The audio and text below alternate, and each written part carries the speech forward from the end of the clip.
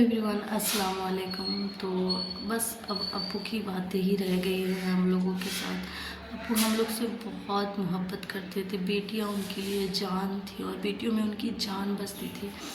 मतलब अगर यूँ कहूँ तो अप्पू इतना रिस्पेक्ट देते थे हम लोगों को कि जैसे अगर मैं यहाँ से जाती थी तो अब्बू जैसे अगर वो दरवाजे पे बैठे हो और हम लोग गए तो अब्बू एकदम खड़े हो जाते थे। या फिर ऐसा जैसे मैं अंदर रूम में हूँ और बाहर आई, अगर अब्बू बाहर बैठे हैं कुर्सी पे तो वो जल्दी से खड़े हो जाते थे, मुझे दे देते थे कुर्सी बैठने के लिए। मेरे अब्बू इतने अच्छे थे ना कि मैं जुबान से बयान नहीं कर सकती कि वो कितने अच्छे थे।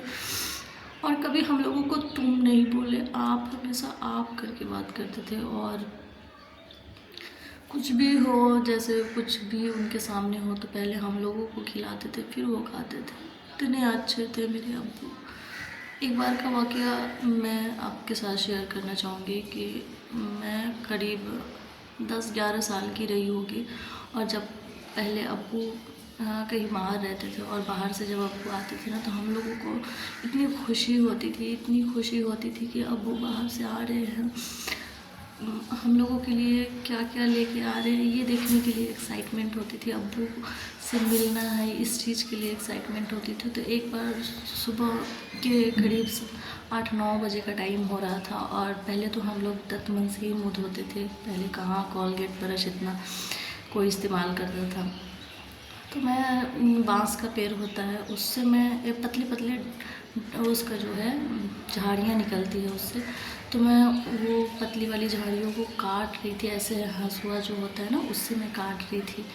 और किसी ने बोला कि फ़रत तुम्हारे अब्बू आ रहे। मैं अब्बू को देखी खुशी से, मैं जो अब्बू को देख रही थी और मेरा हाथ ये देख सकते हो फ्रेंड्स, ये देख सकते हो ये जो उंगली है ना अभी आपको सही से नहीं दिख रही होगी, ये जो कटा हुआ उंगली है ये देखो, ये और ये दोनों ही उंगलियां ऐसे मैं पकड़ के काट रही थी और हंसुआ मेरे हाथ पे चल रहा था, ऐसे ऐसे खून नीचे गिर रहा था और मैं अब्बू को देख रही थी।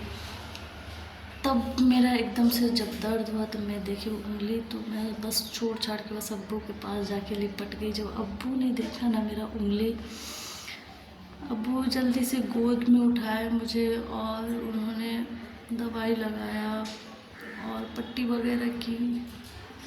वो चीज़ मैं कभी नहीं भूल पाऊँगी या नहीं भूल पाती। अब्बू की हर एक बात याद आती है, हर एक बात ही याद आती है।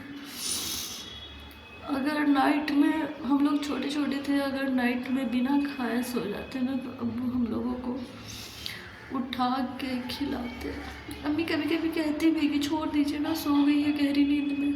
अब्बू कहते ऐसे कैसे छोड़ दे, बच्ची भूखी सो गई है, बच्चा भूखा सो गया है, कैसे छोड़ दे।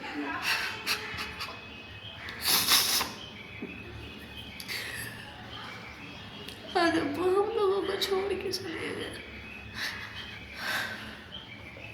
कैसे छोड़ के चले गए हम लोगों को।